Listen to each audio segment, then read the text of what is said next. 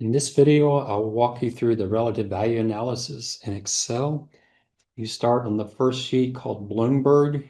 You can see it's set up for Walmart. This is a spreadsheet tied to Bloomberg, so you must be on a Bloomberg machine and logged in on Bloomberg.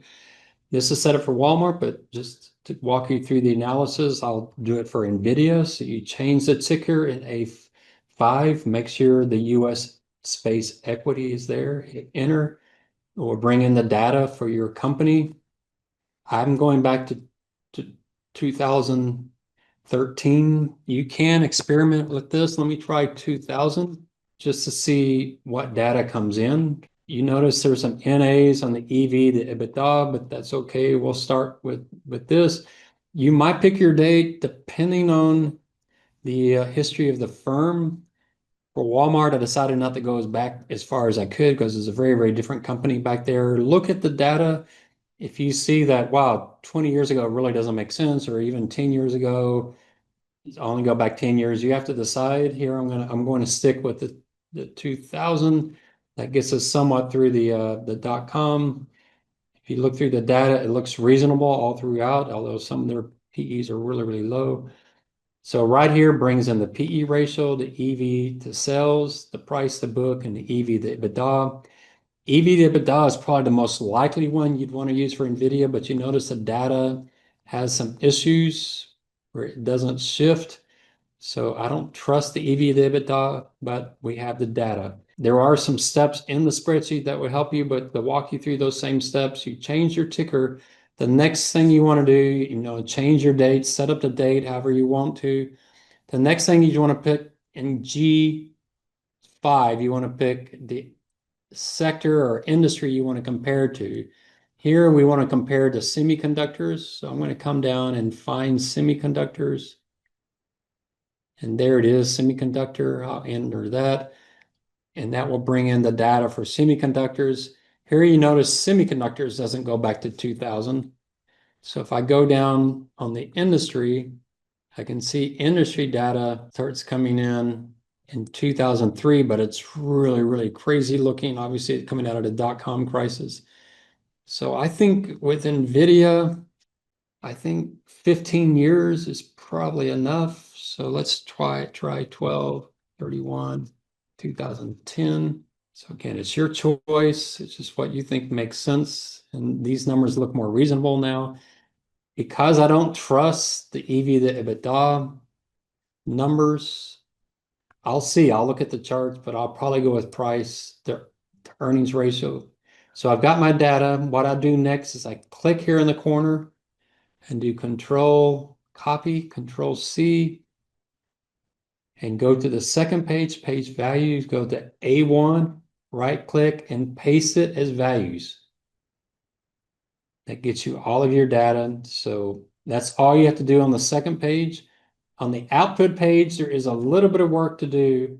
It's when you come down this first column. It can get a little tricky. If you do an end down, it's possible that it will take you down to no man's land because the way this spreadsheet, this format is set up is that there is no data. It just gives you a space. So there is something there. You can see this only goes through August 2022, and I'm sitting here August 2025. So I'm going to come down, I'm going to click on that last row and hit Control C, and then my left arrow and the shift, and I'm going to come down and try to guess where August 2025 is. Copy, come down. All right, so you see here, it looks like I have August 19 and it stops, but it doesn't. If I do a control down, you notice it goes way down here, and that's because all of these cells have formulas in them, but there was no data. What I like to do is once you get your last row like you want it, go down to the next row down and do Control Shift down and Control Shift to the right, all the way over to the right, and then hit your delete key. The reason you want to do that is now when you do Control up and Control down, it goes through your data. So now I have my company set up. And what this is not their price to earnings. It's their price to earnings relative to their industry and relative to the S&P 500. So this 1.65, that's not their PE ratio. What it means is their PE ratio is 65% higher than their industry. We come down to the present, control down, you can see they're much cheaper today. Which is pretty amazing given how much NVIDIA stock has come up.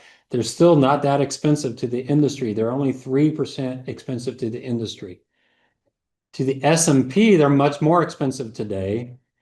That's because tech stocks are what's driving the market. So relative to semiconductors, NVIDIA looks in line with the industry. Compared to the S&P 500, they're 107% more expensive than a typical stock. And that's what these summary things charts up here. The median was 1.9, which means historically, NVIDIA has traded 90% rich to its industry and 96% rich to the S&P 500. Today, they're only trading 3% rich to the industry. So they're 45% cheaper today than they have been. But they're trading 107% rich to the S&P 500. So they're only 5% rich to their history. You can get big differences, especially in a market like this where tech stocks are driving everything. So this is the summary data. Same thing with EV to sales, which doesn't make sense for NVIDIA. Same thing for price to book, which also would not be the ratio to use with NVIDIA. The ratio you might use with NVIDIA is the EV to EBITDA.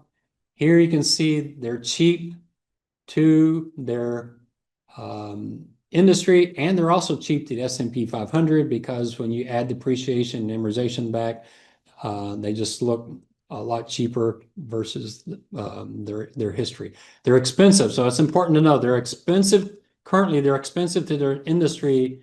They're 23% expensive to their industry, but compared to their history, they're 41% cheaper. So historically, they've traded quite rich to their industry, 108% rich, but right now they're only 23% rich. So comparison, they're cheap versus their history. They're expensive versus the industry, but they're cheap versus their history. That's what this page does. This next sheet is the analysis and ranges, and here you have some choices. So I have NVIDIA. I'm going to do the 10% range. You could maybe look at the 20%. Essentially, what you're trying to see is where would your stock price range, 90% of the 90th percentile or the 80th percentile. If I do 10%, I'm essentially doing 80% of the time their stock price should range between this and this. If I do 20%, I got the 20% on the cheap side, 20% on the rich side. So I'm looking at the middle 60%. I like 10%. I'm going to use the PE ratio. You can choose here the PE ratio. We could try EV to EBITDA, but I'm going to use the PE ratio. And then your choice of competitors, I'm going to do it versus the industry.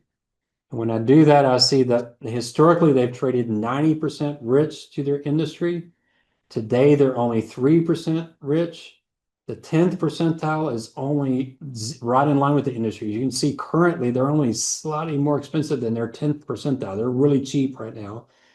The 90th percentile is really expensive. They've traded 194% rich to their industry. So right now they're trading 46% cheap to their history. Historically, they were at 90% rich. They're only 3% rich.